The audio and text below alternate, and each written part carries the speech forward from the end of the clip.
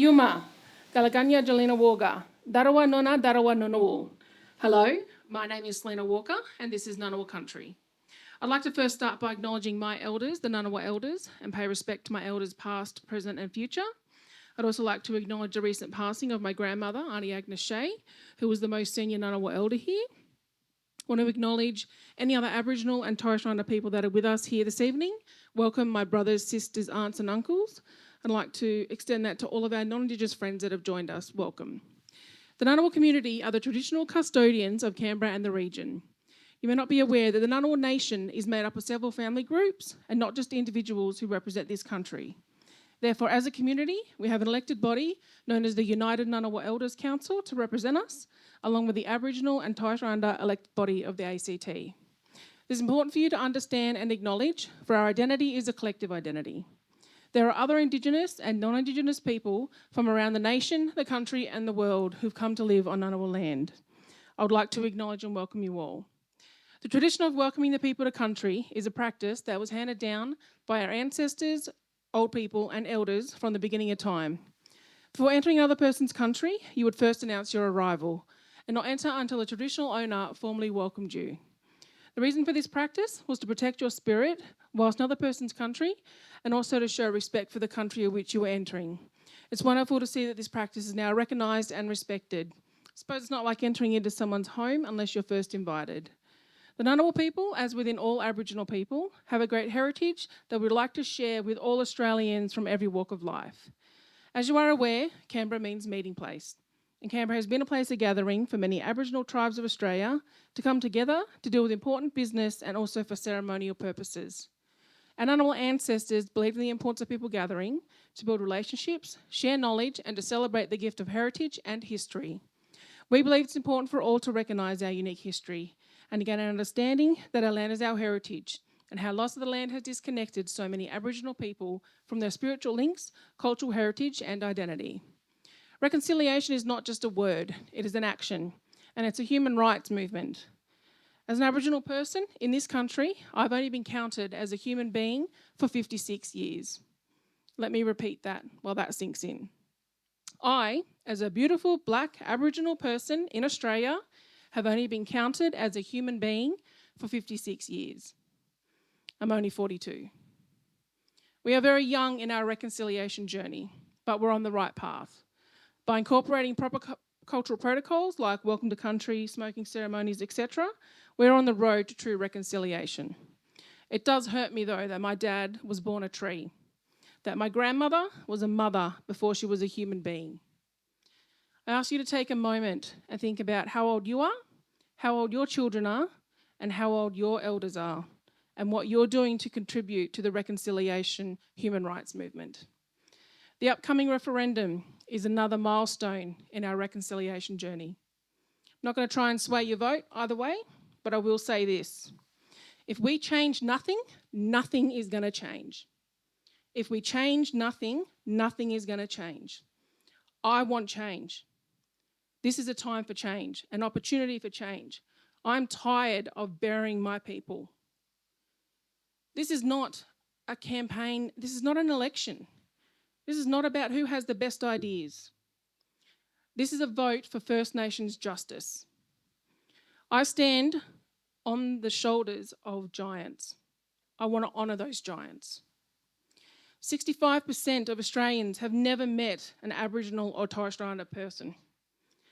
What are we doing wrong? And yet these people are going to be voting to determine my fate. One would say, shame on you. So go out and get informed. I encourage you all to go get your questions answered, get your concerns addressed. So come the 14th of October, we can all go to that ballot and vote to make a truly informed decision for the future of this country with no regrets. That's the difference. If you don't know, don't vote no. Go out and get informed if you don't know. That's just basic logic. So thank you once again. I know that that gets a little bit heavy, and every time I say it, I do see heads go down. That's okay. It's those tough conversations that need to be had to make change. Remembering that your single vote is not just about where you're from. Your single vote is going to impact the Western Australian mob. It's going to impact Northern Territory mob, Tasmanian mob, my mob here.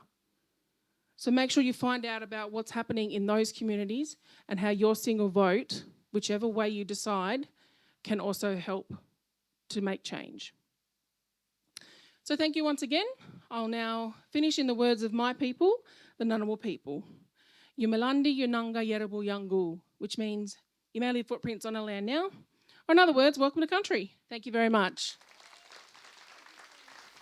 Please put your hands together while I introduce you to our esteemed panel, starting with the founder of the Indigenous Marathon Foundation, Rob De Castella AO. A great Australian champion marathon runner. Excellent. I'm sure there's many other things to add to your name, Rob, but the most recent is going to be panellist in tonight's discussion. Can you also put your hands together for Sarah Burr, a Wiradjuri Yina woman? She is a Commonwealth Government Senior Executive and Board Member of Canberra organisations, Girls Rock Canberra and Sisters in Spirit Aboriginal Corporation. How are you, Sarah? Well, thank you. How are you? Good to see you. We also have Selena Walker. We're going to invite Selena back onto the stage. As you heard Selena say, her grandmother, Ngunnawal elder Auntie Agnes Shea OAM, passed away earlier this year, and we offer our deepest condolences to you, Selena. You've taken on the responsibility of leading the community in her place, and I'm sure you feel the power of your grandmother. So thank you for being here. Can you give Selena another round of applause? Thank you. And we have another great Australian to round off our panel. Please give a very warm welcome to Professor Tom Calma, AO. Tom, you are a Kongarikan Iwaja man, human rights and social justice campaigner, University of Canberra Chancellor for a limited time. Yeah, a couple more months. For 4 more months. And 2023 Australian Elder of the Year. Please put your hands together once again. That's it. What a very, very special night we're going to have. You are unlikely to get a more powerful group of people to discuss heart-based leadership than this. And I'm going to ask each of our panellists to give us an example of what do you think heart-based leadership is. Rob, starting with you, can you reflect on a time where you have led with your heart? Thank you and good evening, everyone. It's wonderful to join you and looking forward to this evening. I had to Google what it meant, and I tend to think that that's sort of the way I operate almost all the time. And if anything, sort of the statutory and legislative obligations that you have when you have a foundation or a company or a business or whatever are probably a little bit further outside of the way I look at things. So, I mean, there's lots of examples, but I think probably one of the things was maybe the little hub that spurred me to start the foundation. And thanks, Sterling, for the wonderful acknowledgement and the overview of the work that the foundation does. Back in 2010, it sort of started off as a talent ID program to see whether we were able to identify distance running talent and physiological ability from First Nations, or back then Aboriginal men from the Central Desert area, sort of similar physiques and obviously backgrounds through generations and generations of hunting and gathering and travelling across the continent using their legs similar to the great African runners. So, I sort of was contacted by a fella in Sydney who wanted to do a documentary to identify a group of Aboriginal men and see whether we could train them up to run the New York City Marathon. And, for me, as a white fella who grew up in Melbourne and through my career I'd spent more time with African athletes overseas and their families than I had with our own First Nations people.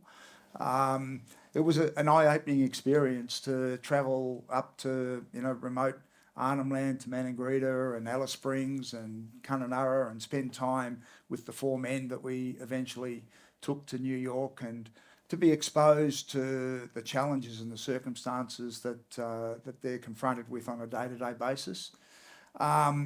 And, you know, we all know about the statistics and in life expectancy and incarceration and all those other wonderful statistics or benchmarks that we need to change. But what we don't see, and what upset me the most, was I saw people, those four men and many of their families, who lacked dreams and aspirations and a sense of identity and self-worth and significance and pride. And I think that is the greatest sin that you can give to anyone, is to take away their soul and their essence and their value and their identity. And I saw aspects of that as I worked with those four fellas. We eventually got them to New York, got them to the starting line. They'd all had all sorts of troubles and lack of training, and weren't really adequately prepared to run 42K. And I remember being on Staten Island with them just before they went out to the start line. And I'm scratching my head, I'm saying, you know, why have these guys come here? You know, they've come over, but no Indigenous Australian had ever run a major international marathon before them. And here they were on the starting line of the biggest marathon in the world, on the other side of the world, doing something that no Aboriginal or Torres Strait Islander had ever done before. And I took them away from the other three one by one. I said, why are you here? Why are you doing this? And, you know, everyone gave me the same answer. They said, I'm here for my family. You know, they weren't there for a free trip to New York or running their marathon or, you know, going up the Empire State Building or anything like that. They were representing family. And I had a little Sharpie, and I wrote on the back of their hand, family. And I said, before you stop, before you know, put $20 in each of their shoes in case they needed to get a taxi, in case they couldn't make it to the finish. And I said, before you use that $20, just remember why you're here. And each of them looked me in the eye, and I could tell that there was no way that they were not going to finish. Because their obligation, their commitment, their responsibility to family was going to make them cross that finish line. And when they did cross the finish line, I was on the finish line, and they'd just run further than they'd ever run before. Only one had ever done 30K. The others, one had done a half marathon, and the other one had only done 10K. And here they've just run 42K, and they bounced across the finish line, jumping up and down with this incredible sense of pride. And that's when I realised that there was an opportunity to do something with this running, with this marathon thing, more powerful than identifying the next Olympic distance runner. It was an opportunity to instill a sense of self-worth and pride and achievement through doing something hard. That's incredible. What a beautiful story. I think we were all there with you while you were telling that story. You can't get more heart than family. And actually, where I come from, in Noongar country, the word for family is court, and the word for heart is court, and the word for family is mort. So it's very similar, court and mort, very, very similar. And how many people have finished the marathon with the IMF to date? 132. We've got 132 Aboriginal Torres Strait Islanders from Congratulations. right across the country. And we've got another 12 coming into Alice Springs today and tomorrow, and we fly there on Thursday to meet up with them. And as Sterling said, they've got to get through their 30K. And, you know, we've got lots of little mottos and sayings, but one is you get nothing for nothing. You've got to earn your singlet, you've got to earn your shoes, you've got to earn the right to represent family. You've got to earn the right to run that marathon in New York. Wow, thank you so much for sharing that. Sarah, that's a tough story. It is. But you manage quite a big team in your day-to-day life, and you have a lot of responsibilities in your community as well. So what example are you going to share with us? That was incredibly powerful. Thank you, Rob. I think sitting up on this stage, it's very humbling, and you think about these sort of national life-changing type things that everyone here has contributed to. and you sort of think, oh, well, where am I having the impact and where am I leading from the heart?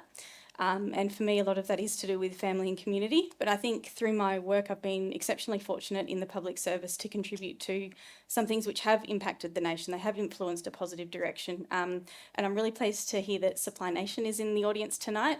Several years ago, I was fortunate to work on what has now become the Indigenous procurement policy. And this is something that did require heart-based leadership. It required everyone to get in touch, I think, with your values. Why are you here? What are you trying to contribute to Australian society, to the public, to the community we serve? And we were serving Aboriginal and Torres Strait Islander people through that work, looking for what are, this is probably quite boring in comparison to Rob's story, but what are the policy levers we can pull to have that impact, to make that change, and to ensure that we are accountable back to the people that we're purporting to serve. So for me, the opportunity to work with others, like-minded, both Aboriginal and Torres Strait Islander people, as well as non-Indigenous allies, to affect something that has been quite significant in the order of billions of dollars in terms of economic reconciliation for Australia, for Indigenous business owners, that has been massive, and that's something that I really cherish the opportunity to have been involved in. Thank you. That's huge, Sarah. And was it just a feeling you knew that you had to do this thing? Yeah, I think the opportunity to utilise both your education and all of the privilege that I've been afforded in my life, the opportunity to give back, but also the chance to look at something that's really practical and tangible and means something to people on the ground, both grassroots mob as well as those who have also had a lot of opportunity like me. How does a procurement work? Can you just explain? Is it? Oh, okay. It's gonna be is super this for boring. another time? Maybe another Okay, all right. time. But Okay, if you want to government find purchasing. Yes. Okay. Yeah. Great. All right, Selena, over to you. What's an example of heart-based leadership that you've done either recently or over the years? Well, for me, I do it all the time. Like, I don't prepare for anything, and I talk from the heart. That was how my grandmother kind of taught me. Mostly because she didn't know what she was going to talk about, and I'm very much the same. So we just wing it. I mean, that welcome to country tonight. Well, she's been doing that Welcome to Country for the past 15 years and taught it to me. So I've added bits to it. But for me, the most recent one that I can kind of think of is I was sitting on a panel for some law symposium up in Sydney at the Sofitel, and, it was all very glamorous and glitzy. And for those that don't know me, I'm a kinship carer for 3 of my godsons, and with their high needs, they usually have to come with me. So I had the 16 and 15-year-old that come with me, and they always make a point of coming, mostly to try and distract me when I'm talking. So they were in the room, and they, I didn't go on until 1 o'clock. But at the beginning, the organisation actually did so many wrong things. So they had Arnie Joan Bell come in, and I had a yarn with her at the green room. At the back on the big screen, in the big ballroom, they had acknowledgement of country. She was delivering a welcome to country. And so I was there as a parent rep to talk about how do we engage kids, and how can they get better at that. And like the whole time I was raging. Like I was fuming that they had got something so basic so wrong. So this was only a couple, maybe 5-6 weeks ago, right? Anyway, when it came to sit on the panel and we were talking, and they asked me that question, what can we do to get this better? And, my head was telling me, just give them the standard response that we always give them. But my heart was telling me, you need to say what they've done wrong. Because if we say nothing, we accept it. And so, with my boys in the room and looking at me, I actually said, well, you fellas lost me the second I sat down in this room. Because you did a prayer before you did welcome. You had Arnie Jones sit there waiting while white people spoke. You had acknowledgement at the back. She delivered a welcome. And I said, out of the 5 speakers that spoke this morning, your keynote speakers, 2 of them acknowledged country. Your MC didn't even acknowledge country. And this was with about, 200-300 people in the room. And everyone's heads just went down, and I was like, I don't blame yous. Like, it's not about blame. It's about if I say nothing, then I accept it. And my 2 godsons are over there. They've seen this. They've watched it. If I teach them not to say anything, how are we ever going to change? How are you going to learn if we don't say anything? So, Thank you. Thank you for sharing that, Selena. And also being a kinship carer, that's leading from the heart as well. It's heart-based Yeah. leadership to yeah, to 12 years expand and your counting. home. Yeah. All right, Tom. What are you going to choose to tell us? What are we going to be blessed to hear about your own example of heart-based leadership? Well, I don't know about blessed, but and not because Selena just said it, but I want to acknowledge the Ngunnawal people and pay respects. I would have done it anyhow to elders past and present, but also to recognise our youth who are going to be our future leaders, the custodians of our stories, our cultures, our histories and our languages. And it's, imperative that we all think about our youth and think about the future. And that's a lot of what I talk about in relation to the voice to Parliament. But I'll get onto that a little bit later. Look, I think Rob and Sarah and Selena have all said it, that heart-based leadership doesn't just happen. It's got to be what you practice all the time. It's about values. It's about understanding, compassion, empathy with other people. It's about leading by example, but also being willing to listen to others and share their views. And what the example I wanted to use was about Reconciliation Australia, and I've been on the board since 2009 and a co-chair since 2011. And it's a movement that most people think it's an Aboriginal movement or Torres Strait Islander movement, but it's actually a non-Indigenous movement. It's about non-Indigenous people recognising our past and how do they reconcile with Aboriginal and Torres Strait Islander people and understand the past and so forth. And I guess in the way the leadership goes, and this goes across our board, but we always endeavour to have an Aboriginal and a Torres Strait Islander co-chair, as well as a non-Indigenous co-chair. We always try to get gender equality, so one male, one female, and then all the membership of the board all practice, I think, very, very vigorously and rigorously heart-based leadership. We're about not focusing on ourselves, but focusing on what's good for the nation, and everything we do is in relation to the national good. How do we change people's attitudes? How do we help people to really recognise our past and make sure we don't perpetrate the same atrocities of the past, and learn from the past in guiding us into the future. And it's that need for, I think, empathy and compassion and on the ground experience within communities. So we do understand all perspectives and we value all perspectives, and we value each other. We make sure that if there is and there hasn't been any lateral violence experience, and this is what the leaders have got to do, is to make sure that you don't allow lateral violence. And that's lateral violence is just about people slagging off at other people or demeaning their viewpoints or talking about them behind their back. It's about respect, and that's what I see as heart-based leadership. You look at some of the programs that we've developed through Reconciliation Australia, and we mentioned the RAP. Rob mentioned that earlier. The Reconciliation Action Plans, which are fantastic. They've been going since 2006. We've now, and my RA colleagues will correct me, but I think we're over 1,500 Reconciliation Action Plans now across the nation. But more exciting for me is one of the other programs that we have called the Narragunnawali program, which is about a program that helps educators from preschool right through primary to secondary school to understand about Australia's history from an Aboriginal and Torres Strait Islander perspective. And we've got over 10,500 early childhood centres and schools signed up to this program. And so, whilst some of our folk across the nation now might have been denied a good education about our history and understanding of the past, and so they come with certain prejudices, or what we call unconscious biases.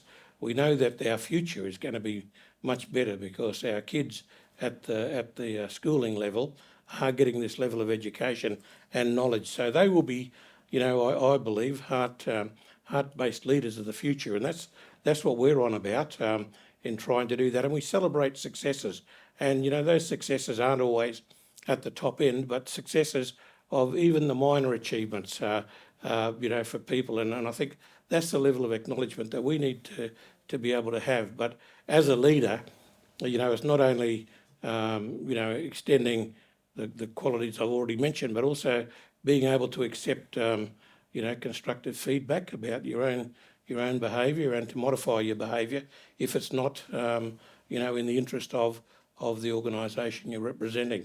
So yeah, I'd say RA, but it's from a personal perspective, it's the type of leadership that I think that I portray.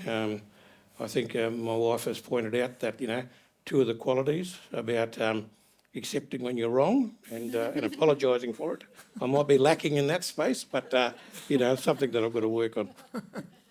I see the theme that is coming up as each of you are speaking, and that your acts of leadership have come from a place of not benefiting you personally, but making things better for all of those around you. There's no financial gain made by any of you in the stories that you've just told.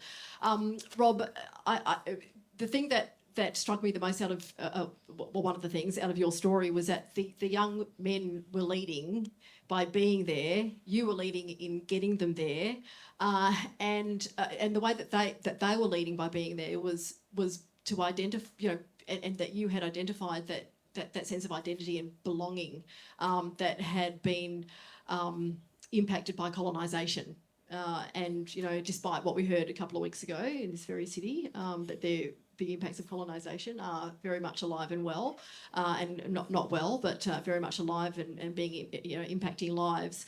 But that was an example of where they were leading. It was the both of you were kind of vibing off each other, I guess, and to make this situation a success. So I think, do you think that's what First Nations kind of people lead with, by seeing a need, seeing something that needs to change, and just doing it, and taking yourself out of the situation and just doing it? Rob, have you experienced that with a lot of people in the foundation? I think so. I think it's hard, and I think Tom touched on some of the lateral violence and stuff, and a lot of our guys struggled to do what they did. Why you want to run this marathon? We don't run marathons. It's a white thing. Why you want to be like them? So there was a lot of. They demonstrated a huge amount of courage. And their conviction, as I said, was their family, their children, their little nieces and nephews, and they had the courage to stand up against some of the pushback that they felt. And it's not just those first four. A lot of our squad have to separate themselves from some of their best friends. You're not coming out drinking with us anymore. We're going out partying. You think you're better than us now. So it takes a huge amount of courage and conviction and self-belief sometimes to do what you believe you need to do. And then obviously, sort of the black-white challenge can be really hard as well. When I started the foundation and we moved from that concept of talent ID to using this as a vehicle to create inspirational leaders and to demonstrate to the whole country the strength and the ability and the capacity to change that deficit conversation to one of celebration and achievement, to take a group of young Aboriginal and Torres Strait Islanders that haven't run before and in 6 months taken them from no running to running the biggest marathon in the world, from little remote communities and all sorts of challenges. People said, I'm wasting money. Why are you doing that? You're wasting your time. You're not going to get them to train. So for me, it was challenging back in those early days, and still can be challenging. But then again, if you're not probably rocking the boat, if you're not upsetting a few people, you're probably not doing enough. You've got to, getting outside your comfort zone is more than just, sort of going out and running further than what you've done before. It's about having that conviction and that self-belief, and having people around you is absolutely critical who you can trust and you rely on. And that's a really good point, Tom, having that self-belief and people around you to prop you up. I mean, we're propping each other up just at the moment with everything that's happening. Do you think we're seeing leaders emerge this year because of the discussions that we're having and the people we're looking to dispel the mistruths? I think definitely, we are seeing new leaders coming out. I think we're also seeing other leaders that could benefit by, a little bit more exposure to good leaders and understanding a little bit more about what heart leadership is all about in that understanding, because I think what we're confronted with too often is people with different agendas, and not agendas about looking after the interest of individuals. They're either driven by party politics or some understanding about what might have been something of the past, that and not recognising what's happening in the future. Or a benefit to themselves, like a Senate seat, Yeah, for example? well, that's exactly right, and they're trying to politically manoeuvre to in self-interest, and that's a real concern. But as a nation, I think we've seen a lot of maturation over the years, and particularly from the '67 referendum, when people got to understand a little bit more about the plight of Aboriginal people and the level of discrimination and racism that existed through the Freedom Rides exposure, to the 2008 national apology to the stolen generations. And we as a nation suddenly woke up and said, gee whiz, we weren't quite aware of all this that was happening, and the intergenerational traumas. And I'll do a shout out for Fadwa, who's in the crowd with some of her teams at the Australian Institute of Health and Welfare, because they did a phenomenal report about the intergenerational traumas that are still existing for members of the stolen generation. And, it's real, and it's sometimes issues that we don't understand. Mental health is a significant issue for all Australians, but, it's compounded for Aboriginal and Torres Strait Islander people, but also, farmers and people affected by drought and other natural disasters. And these are ongoing.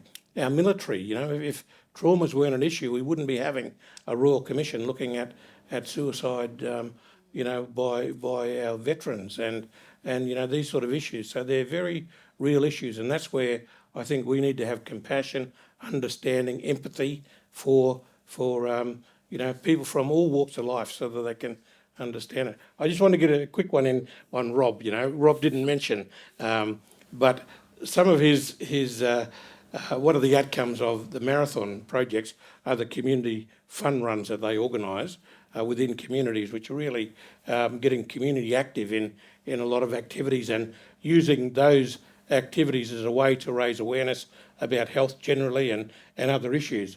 But the bit that I remember, so well is, these marathon runners have to get up at the crack of dawn, if not before the heat comes in during the wet season. They're then contending with rabid dogs chasing them down the street, or buffaloes, or kangaroos, or stray cattle. So this is all real in some of those communities. Snakes, and we know about snakes in Canberra, yeah? Now they're coming out in full force. But yeah, I think, but that's the interest, and I think, and that's one of the things about, heartfelt leadership and heart-based leadership is also humility and humour. and that we've got to have and understand that, so that it's for good for our own mental health and well-being. Selena and Sarah, Tom mentioned good leadership. Is good leadership inherently heart-based, and therefore you don't necessarily notice good leadership, it just happens, but you notice bad leadership? Yeah. Would you agree with that statement? And Absolutely. And I think our cultural protocols are a good example of heartfelt leadership. Knowledge is power, and knowledge, that only happens because knowledge is progress. And, through the generations, we pass down that knowledge. That's heartfelt. It's not something that we hold on to be able to, for personal gain or, to get ahead yourself. There's always those people, but, they're the minority. And so, that in itself is a good example of heartfelt leadership. The definition of a leader is very, very different for every single person based on their experiences. My boys are leaders. Our kids are leaders. And it's just being able to nurture that. Sarah, when you see bad leadership, does that bring out the heart-based leadership that counters the bad leadership? That you identify a need and you can't sit quietly. Yes, I think that's a really good description. And to back up what Selena said, that not remaining silent, ensuring that you are addressing the things that do walk past you, not allowing anyone to think that you might accept that poor behaviour or that poor leadership or that poor people management or whatever it might be. But how does that sit with your spirit then? Do you feel as though you feel comfortable with what's just happened in front of you, or do you feel like you should act?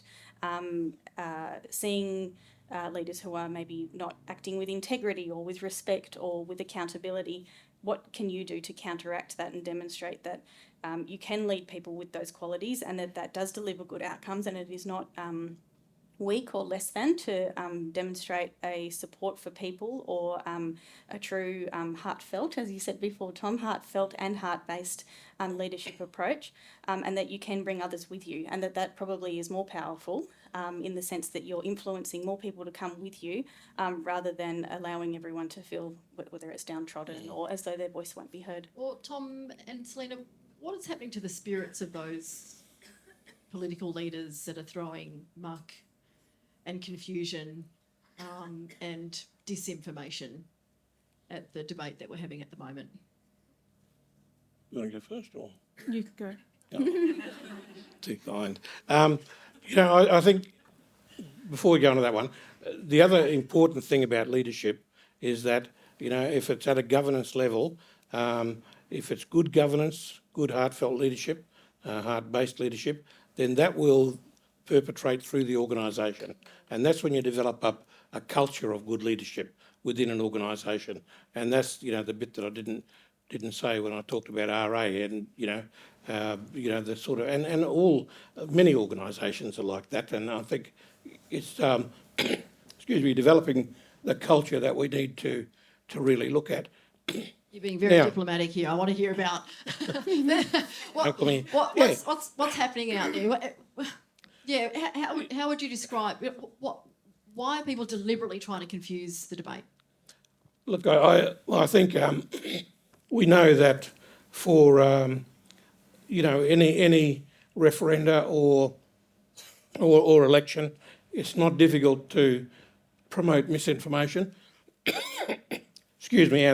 and disinformation, because there's no mechanism to correct that officially.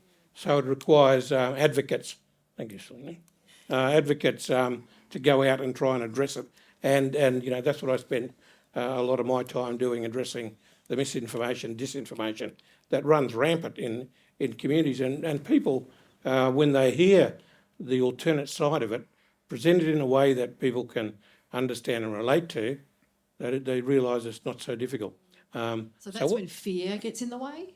Surely does, and there's all the stuff that we are, inherently a conservative nation. When if there's in doubt, they won't take that leap forward. Whereas we're encouraging people to try and vision the future and to know that there will be, a different perspective. Well, it's all been talked about. Nothing here that we're talking about this referendum is new. This has all been stuff that's been regurgitated and Yeah, and we just point hasn't- we point people to the report that you wrote Oh, well, yeah, for the that's- detail, actually. Yeah, the co-design report that was very good, but long before that there were other reports, including stuff that I've done that's all alluded to this. But the problem that we have is that it's not necessarily the individuals that are presenting the disinformation and misinformation.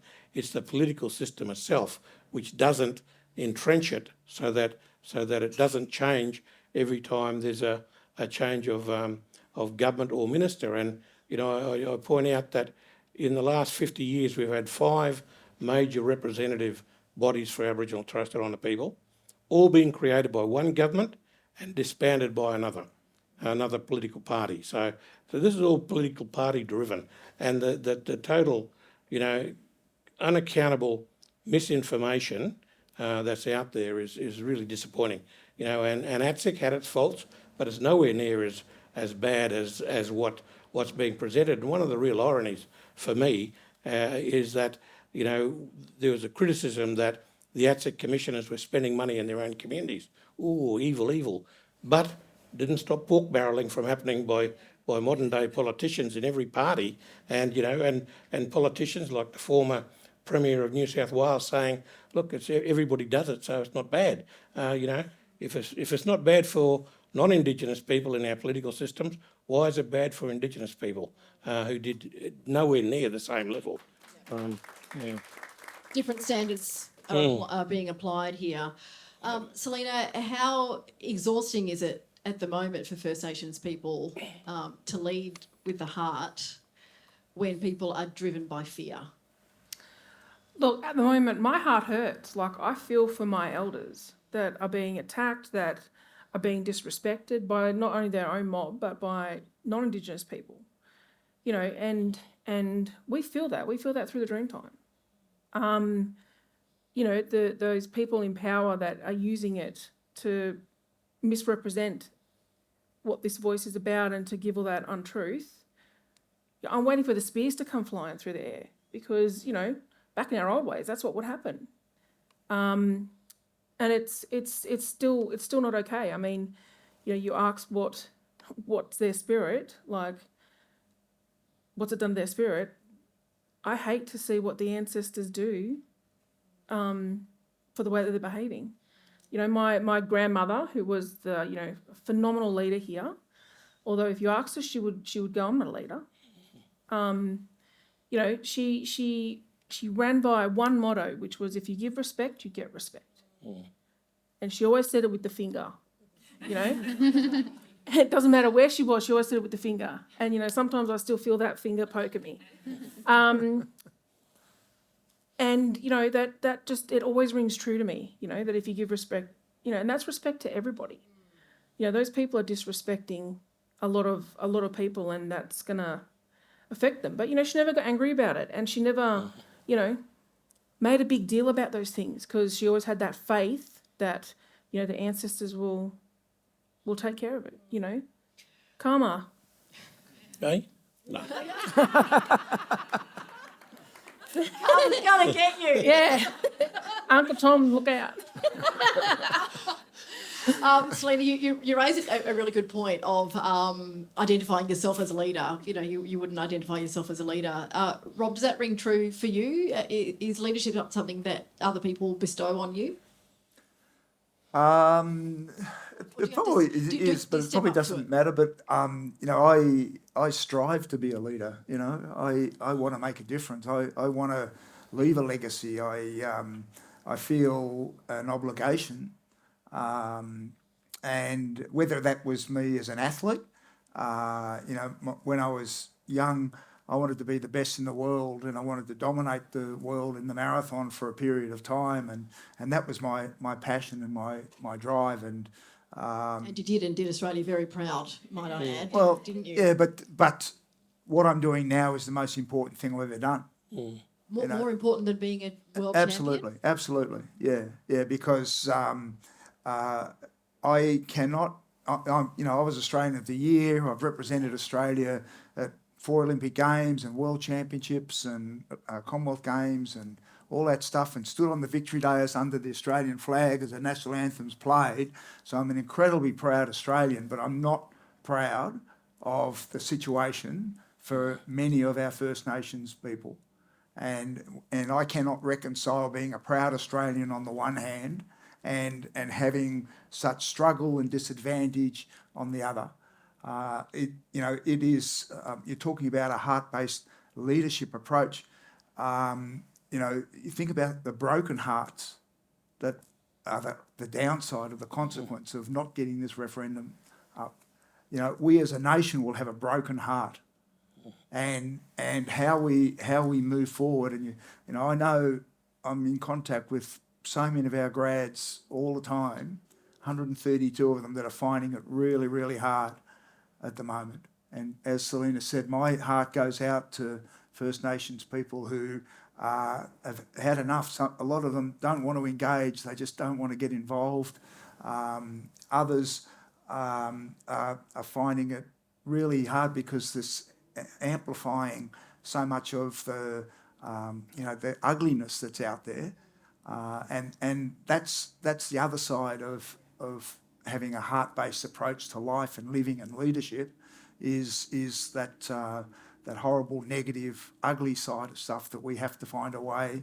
And within a democracy and the diversity and the richness, and it adds to stuff, but the respect is absolutely crucial and critical, and accepting that some people have different perspectives is good. But we as a nation have a collective obligation and a responsibility to move forward. I say I ran around the world representing Australia. Now I'm running around Australia side by side with our First Nations people. I'm not in front and I'm not behind. I'm side by side, and we're both going forward together. And because standing still is not an option and walking takes too long, we have to run. We have to move forward as a nation as fast as we can towards a better Australia. Oh, what a beautiful metaphor. Yes, let's work a round of applause. We'd like to get to some audience questions. So if you do have some questions, please raise your hand, or if I can't see you, then give us a yell.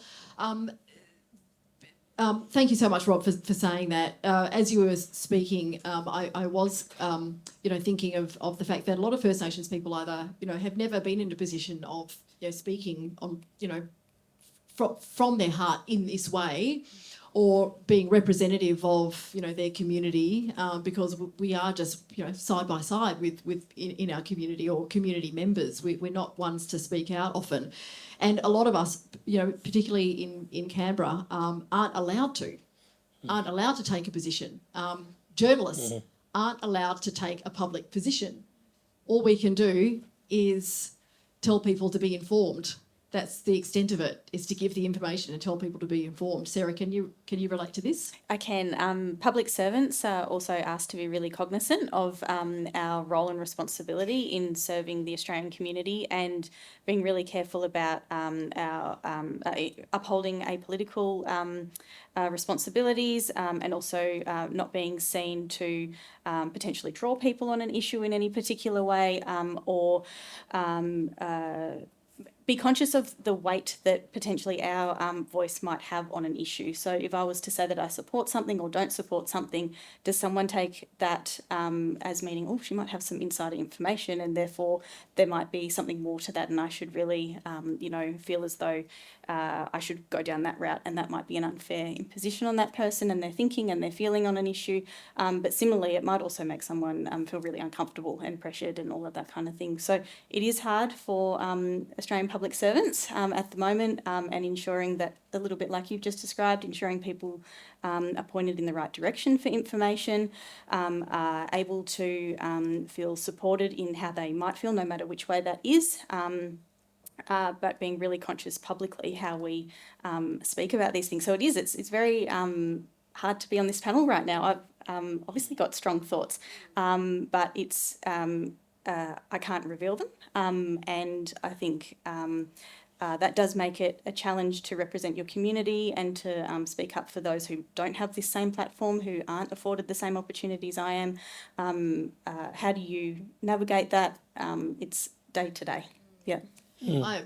Because of the well, not just because of the, as you're saying that, I was thinking of the Reconciliation Australia theme this year, which produced a T-shirt, and that T-shirt to me is gold, because what was the theme this year? Be a voice for generations. Yep.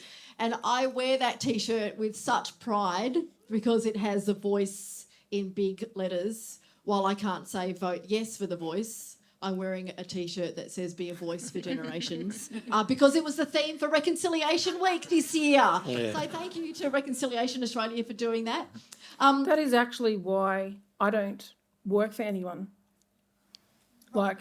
Because I don't want to be bound by code of conduct. I don't want to be gagged. And I always, my nan never worked, and I always wondered why. And it was because she could say. And so part of my role, I find, is actually being the voice for the people that can't. So I talk to lots of people, and then, don't worry about it, sis, I'll go to your boss and I'll tell him. So, it's that's also part of heartfelt leadership is helping to lift that voice for those that can't do it either. Because I could never work in the public service for that reason, because I'm just a big neck and I just couldn't shut up. So, that symposium, they haven't even replied to my response to my email. So, I think this whole referendum debate has identified a massive flaw in the systems that we have, that First Nations people can't speak from their hearts just at the moment. A lot of First Nations people cannot speak from their hearts just at the moment, and it hurts us. It's really hurting us.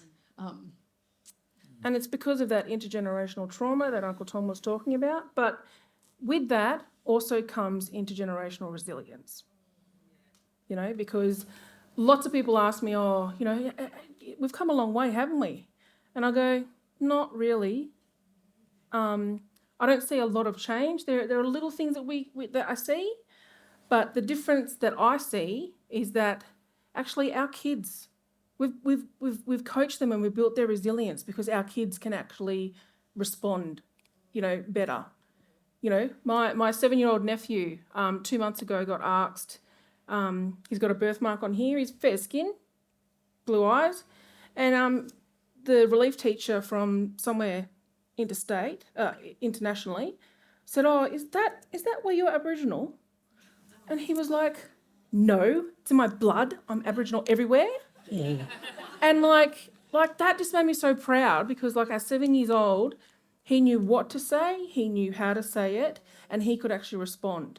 10, 15 years ago, our kids wouldn't have been able to do that. So that's the change that I actually see. And that's because they watch you do it. Yeah, exactly. They watch you do it. Before we go to audience questions, I would like to ask the panel to give us some final thoughts. And the thought I'd love you to leave everyone with is, what does it feel like when you act on something that's come from your heart, when it's heart-based leadership? What does it feel like? You might not have the words that, you might not know what, the words that you want to use, but the feeling, and you know something that's happening that should not be happening, and you need to stand up. And then when you do, what does it feel like, and how do you know what you've done is right? Tom? Well, I think, most often change doesn't happen overnight. You can sometimes influence quick change, but sometimes it can take decades before things bite, and you do see the change. But when you do see it, I get it. I'm energised all the time by just seeing how people respond. They can hear, what's being said. They're listening. They respond positively.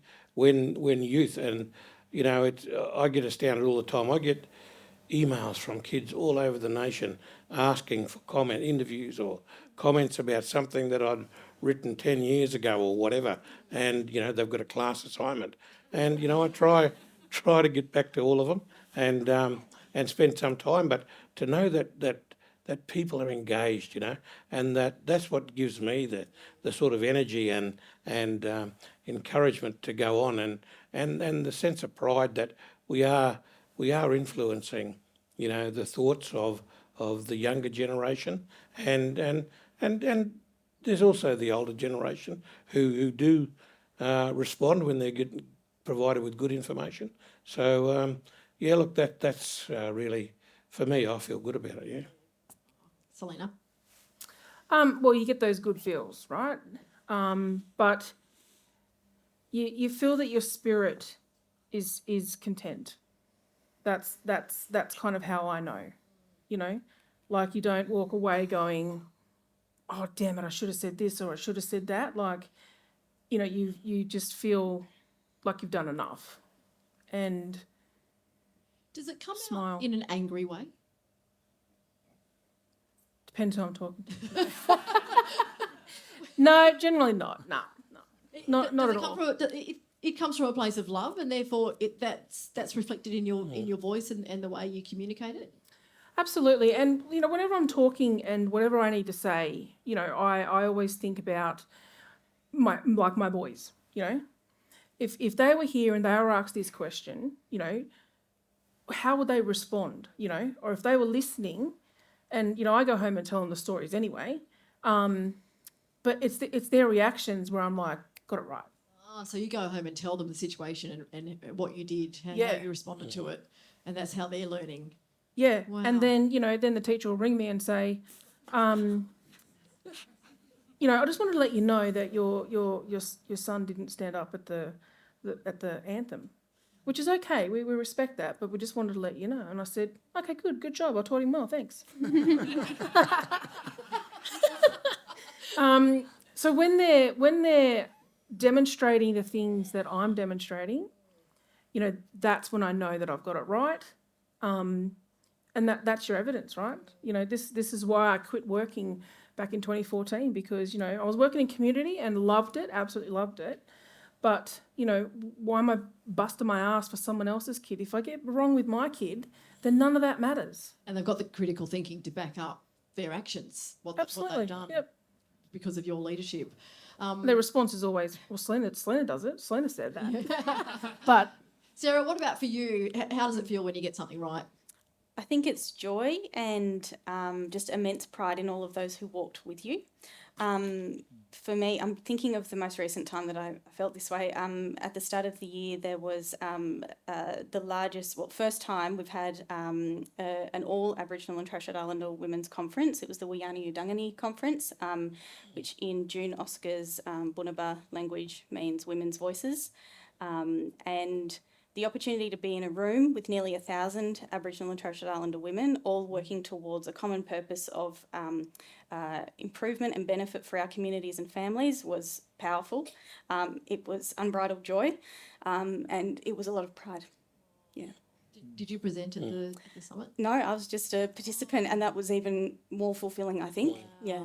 Yeah. Wow. And did you just see? Were you drawing connections in your mind Yes. as you were meeting people? Yeah, it was one of those things where I think the strengths of Aboriginal and Torres Strait Islander values and qualities and knowledges from thousands of generations before us was really on show. It was how mob thinking systems and how everything is linked and connected, and you find, oh, sister, you find, relations, you find the ability to share ideas and critique those ideas in a really safe and respectful environment for the better rather than just to win an argument. It was collective rather than individualistic. It was huge. It was wonderful, and it was led by our leaders, but it was also led by our young women. So seeing the youth dialogue that came beforehand, and they read out sort of a message for everyone at the start, and that is so powerful and it's driven by hope. So seeing all of that together was just wonderful. I was at the dinner of the summit, and it was so incredible. And Barker performed afterwards, and to dance with the aunties while Barker's performing the Black Matriarchs. It was gorgeous. So I completely know what you're saying there. Rob, what does it feel like for you when you lead by the heart and you get it right? Can I just say that since I've been doing a little bit of work in this space, it makes me realise how much we as a nation can benefit and learn and move forward and from our First Nations people and their culture and the history, good and bad. And I think one of the things which I really enjoy is seeing the vocal and strong articulation of the significance of elders and ancestors. And I think, this year's NAIDOC theme, for our elders, we all have elders. We all have ancestors. And we all need to follow in their footsteps. We need to make them proud. We need to learn from their experiences, and the gifts that they give us are the lessons that they've learned, as I imagine, for so many First Nations people. So how do I feel when I reflect on what I've done from my heart? I feel as though I've made my ancestors and my father, who's passed away now, who I think about every day, I've made them and him proud. This panel has made us all very proud. You've made Australia proud. You've made Australia proud for each and every one of your contributions. I would like to throw it open for questions. Does anybody have any questions? It's been an incredible time of sharing that we've had.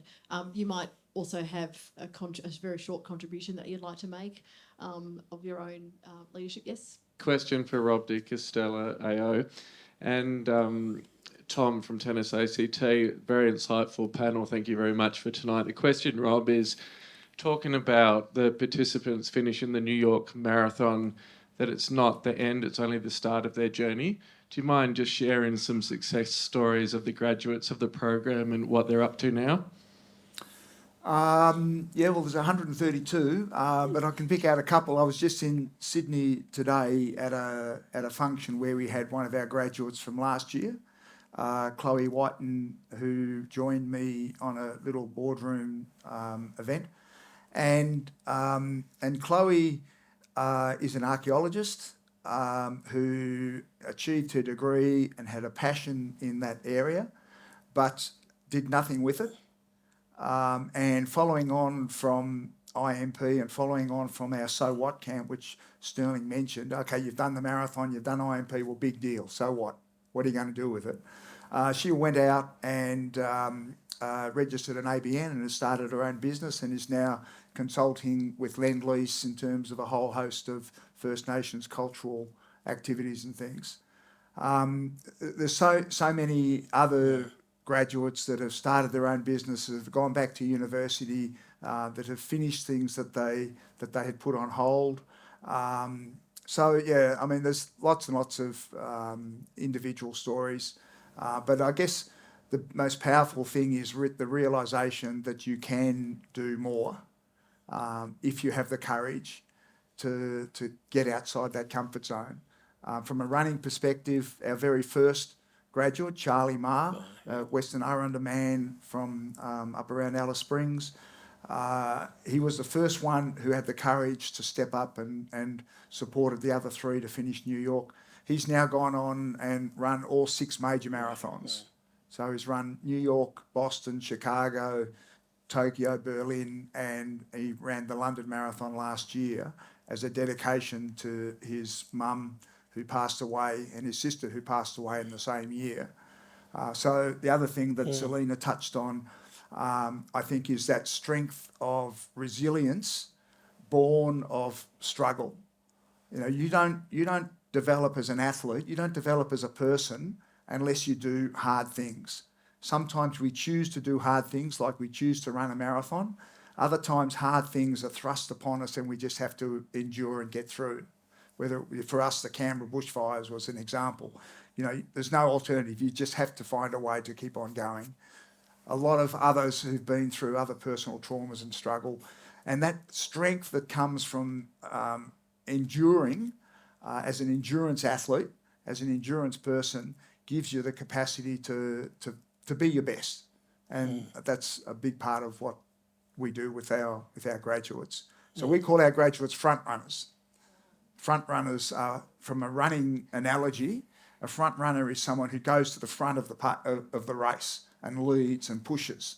You have sitters who wait to the last 100 metres and then they try to pass you down the straight, or you have people who go to the front and try to burn everyone else off and are prepared to set themselves up as a bit of a target.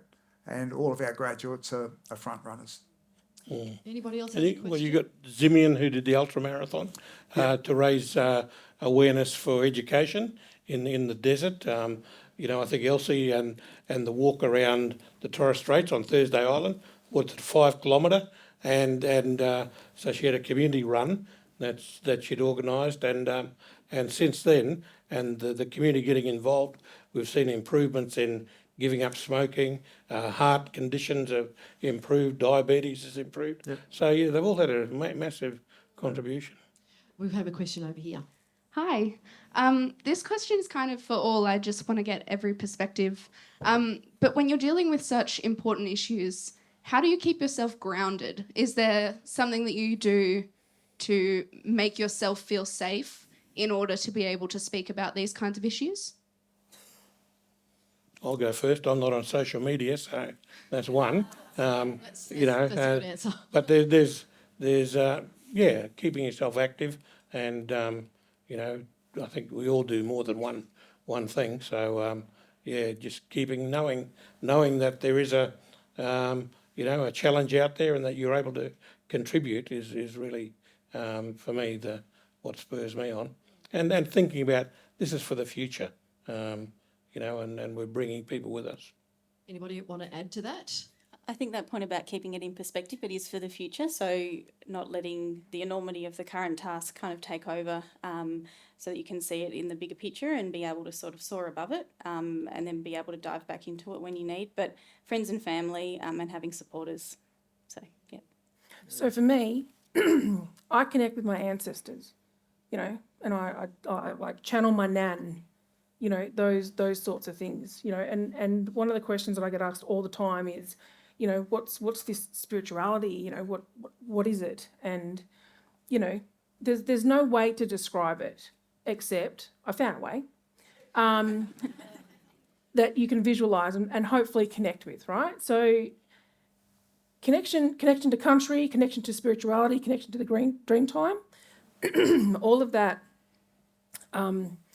is like an amputated limb, right? So I don't see anyone here with an amputated limb, and some of you may have heard this before, but when you get your leg cut off, you still get an itchy big toe, right? You still feel that arthritis in the knee, right? And that's because it's connected to the nerves, right? We still have nerves, even though they're not directly down there and that part's gone. Like you can't see it, you can't, you know, feel it, touch it, right? But we can within, like the person can within their body, right? This is what it's like for Aboriginal and Torres Strait Islander people, right?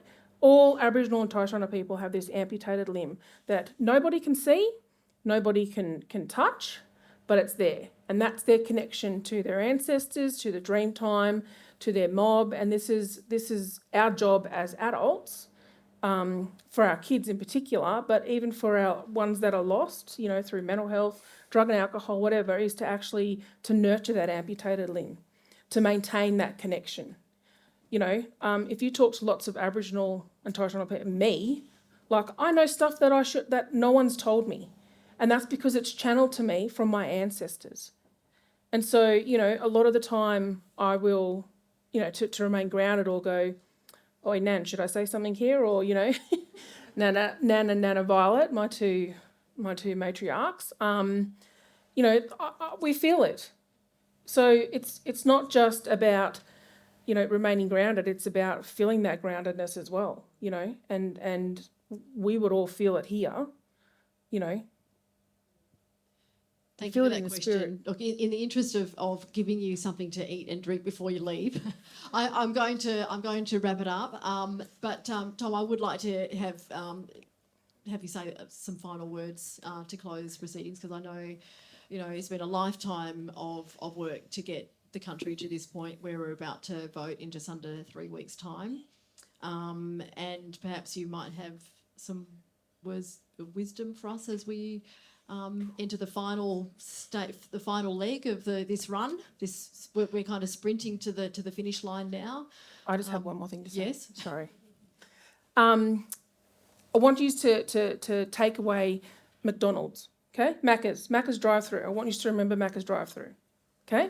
Let me explain. The way that Aboriginal and Torres Strait Islander people work and the way that white people work is very, very different. If you go to a Macca's, everyone here has been to a Macca's drive-through, right? If you're shaking your head, you're a liar, right? When you go to Macca's now, there's always 2 lanes to choose from. Neither one is right or wrong. It's just 2 options, right? Same outcome, you still get your Big Mac, you still get your coffee, right? But it's just a matter of one or the other. Unless you're me, you always pick the slow-ass lane, right? I want you to think about, right, Aboriginal and Torres Strait Islander ways of working and the way that we do things is one lane, white man's way the other lane, right? Neither one is right or wrong, they're just different ways. Still the same outcome, but different lanes, but not less, right? When you are judging Aboriginal and Torres Strait Islander people, I want you to think about Macca's drive-through. Am I judging them because I want them in my lane, or is it just a different lane that they're doing their own thing? We're still going to get to the same outcome, but it's just a different way of doing it. So I just wanted to leave you with that. Thank you, Celine. Well done, yeah. Tom? Okay. Nothing beats an impromptu question, eh? Yeah. Look, I think we are at a very important time in our history. I reflect on Brexit sometimes, and I remind people that in 2016 the Brexit referendum was won by just over 50%, and that was to leave the EU. That was 2016. In 2023, the most recent poll in March this year showed that 60% of the population wished they hadn't have voted the way they did. Many were guided by, the hype at the time, and they didn't do enough research and understanding about what it is. But they're not going to get the opportunity to go back into the EU for generations if they're lucky. But that's why this referendum is so important, that we give thought to it and we understand it and what it means. And I can only encourage people to have a look at the referendum question, which is pretty basic. Do you agree to establish a voice for Aboriginal and Torres Strait Islander people? And in so doing, you recognise Aboriginal and Torres Strait Islander people as the first peoples? Yes or no? Real simple. That's all you have to do in the referendum. And what you then need to have a look at is what's the proposed amendment for the Constitution, and that's the amendment that's going to insert Section 129. And what that says is that in creating the voice, you recognise Aboriginal and Torres Strait Islander people as the first peoples, and that's indisputable now since a High Court judgment, Mabo decision in 1992, when they overturned the fiction of terra nullius, that we are and have been in all the doctrines now recognised as the first people. That's a fact. The second important bit of that is only focused on the Commonwealth. That's the Australian government. It's the Australian Constitution, it's the Australian Parliament, it's the Australian government, departments and agencies, and it's about Australian or Commonwealth policies. That's all it is, this referendum. It's not about state issues, all the rest of it, but that may come later. And the third element to it empowers the Parliament of the day, after a successful referendum, to determine the structure, the composition, the powers of this referendum. So we'll be relying on those elected people to make that decision. I'm not that confident, but anyhow, that all of them will be doing it in the spirit of goodwill, if they get the opportunity, and understand that this is not a political game for us. It might be for them, but it's not for us. And so that's all the referendum's about. But post the referendum will be when the government of the day, we presume, will put in a bill, and that bill will be to establish the voice and address it. The government said that they will then go to a committee once it goes into the lower house, and the committee will then go and consult with the community as to how it should be structured, a broad consultation. Then it'll come back and go through the lower house, the House of Representatives, up to the Senate, when it'll be passed, and that's the composition. But the composition of the national voice, but it'll also refer to the creation of local and regional voices, and that will be in each of the jurisdictions.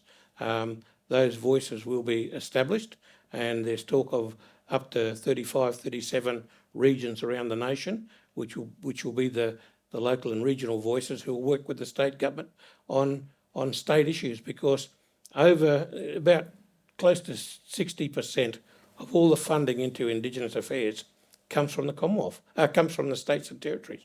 Only 40% from the Commonwealth. Most people don't appreciate that and understand it. So that's why we have to have the two structures, the national body and the local and regional. And so that will go through. People say, well, why don't we know about this at the beginning? Well, we refer back to the 1988 legislation that went through for the creation of ATSIC. It went to a committee. They had 40 amendments to what was proposed. It then went back into the parliamentary process, and an additional 90 amendments were made to that legislation. So we had 130 amendments made to that one piece of legislation of what went in, what we thought ATSIC might be, what came out, two different beasts.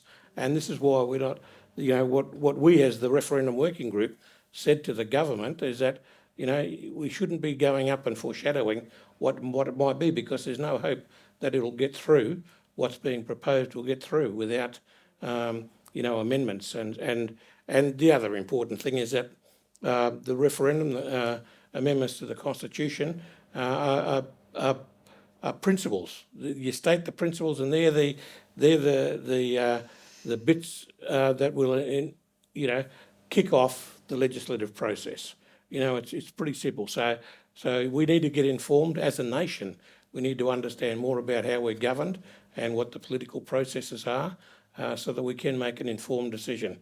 And, the key thing is that this will have a very, very significant impact on Aboriginal and Torres Strait Islander people, but it won't have any detrimental impact on non-Indigenous Australians.